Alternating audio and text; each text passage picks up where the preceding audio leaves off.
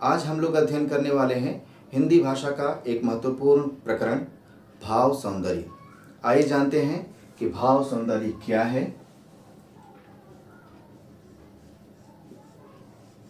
भाव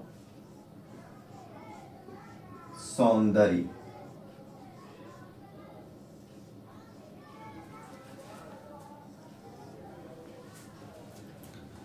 इस विषय को प्रारंभ करने से पहले हम अपने छात्रों को यह संबोधित करना चाहेंगे कि किसी भी प्रकार से परीक्षा की तैयारी के दृष्टिकोण से हम आंकड़ों के पीछे न भागें, बल्कि उस विषय वस्तु के उस प्रकरण की जो बुनियादी अवधारणा है उसको समझने की कोशिश करें, ताकि हम ज़्यादा से ज़्यादा विषय वस्तु को ग्रहण कर पाएँ, समझ पाएँ और उससे संबंधित किसी भी प्रकार की परीक्षा में यदि प्रश्न आते हैं तो वह हमसे छूटे नहीं।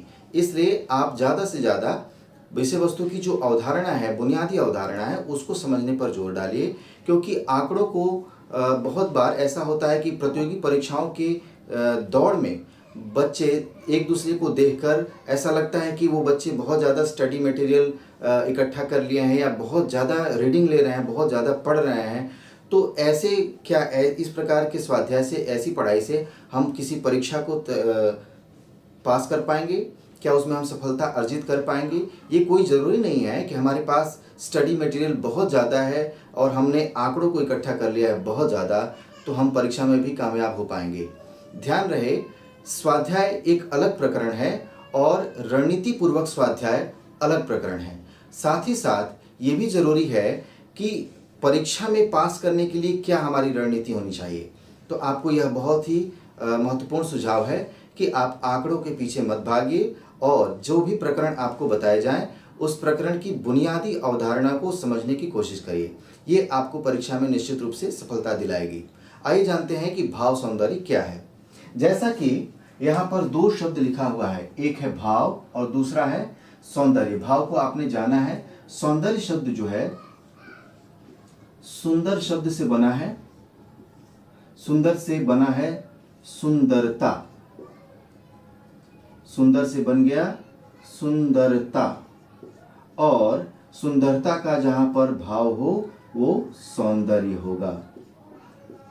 ठीक है, इस प्रकार हम देख रहे हैं सुंदर से सुंदरता, सुंदरता से सौंदर्य, यानी जहां पर सुंदरता का भाव निहित हो वह सौंदर्य कहलाएगा। लेकिन यहाँ पर ध्यातव्य है कि हम किस सौंदर्य की बात कर रहे हैं, किस सुंदरता की बात कर रहे हैं और किसके सुंदर होने की बात कर रहे हैं। यहाँ पे बात हो रही है काव्य के सुंदरता की, कविता के सुंदरता की। काव्य हो या कविता हो,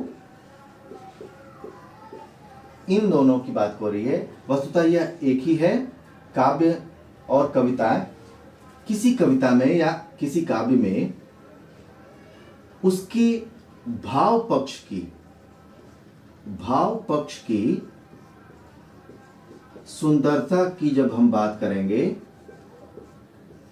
तो वह जो होगा वह उसका भाव सौंदर्य कहलाएगा।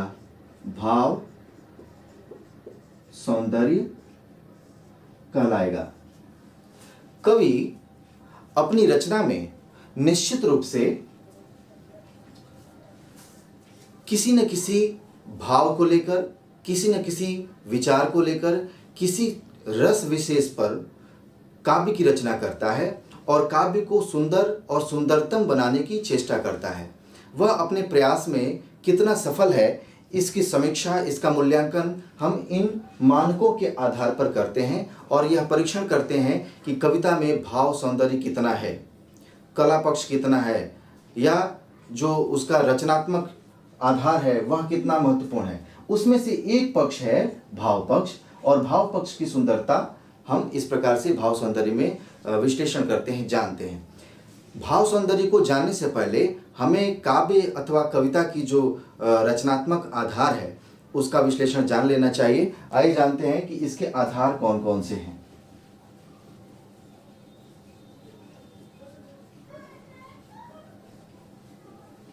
काव्य के दो महत्वपूर्ण पक्ष होते हैं। काव्य के दो महत्वपूर्ण पक्ष होते हैं, एक होता है भाव पक्ष और दूसरा होता है कला पक्ष।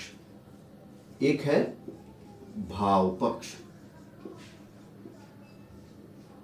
ठीक है, और दूसरा है कला पक्ष।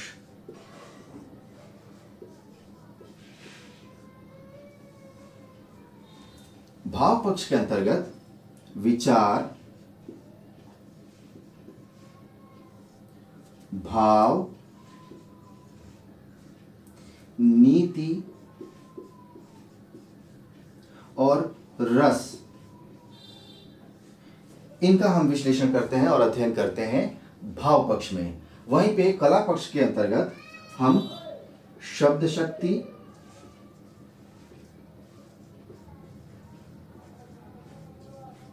शक्ति, या फिर छंद अथवा अलंकार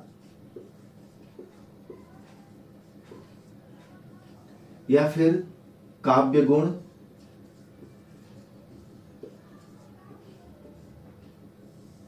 या शब्द योजना,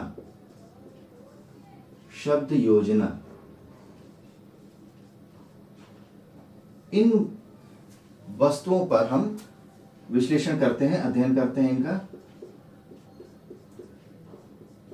चाहे वो शब्द शक्ति हो,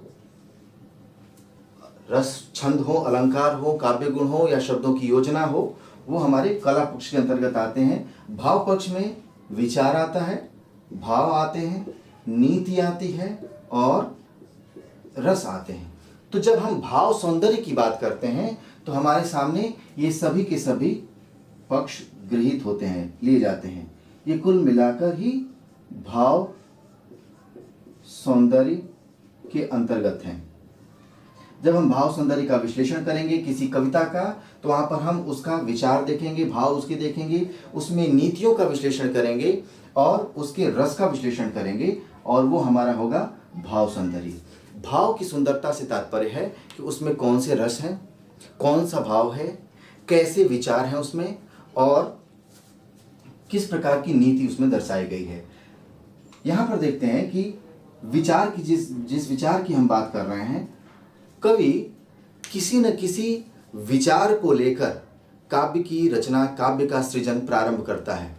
वह विचार का मूल क्या है कविता में, किस विचारधारा को सामने लाया जा रहा है, वो कौन सा भाव इसमें निहित है, कौन सी नीति सिखाई जा रही है, इससे क्या शिक्षा मिलती है, कौन सी प्रेरणा मिलती है, कौन सा प्रेरक प्रसंग हमारे सामने आ रहा है, और इस काव्य का रस क्या है।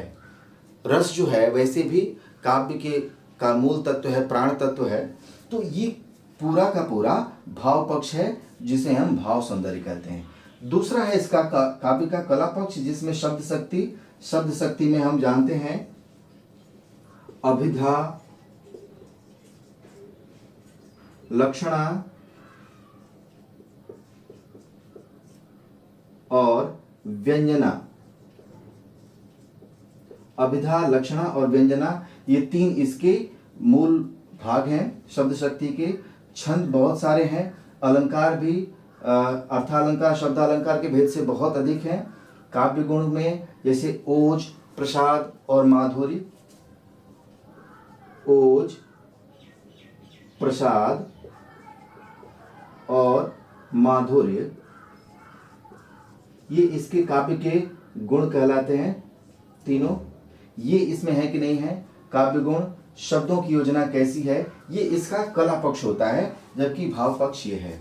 तो भाव सौंदर्य का तात्पर्य है कविता में कवि द्वारा प्रदत्त कोई नीति, कोई विचार और उसका रस और उसका भाव, इन सबकी सुंदरता को हम भाव सौंदर्य कहते हैं। इससे संबंधित कोई भी आपकी अगर कोई जिज्ञासा हो, अवधारणा हो, तो ऐप पर उपलब्ध कराए गए जो PDF नोट्स हैं उसके जरिए आप और भी विस्तृत अध्ययन कर सकते हैं। इस कक्षा में इतना ही। धन्यवाद।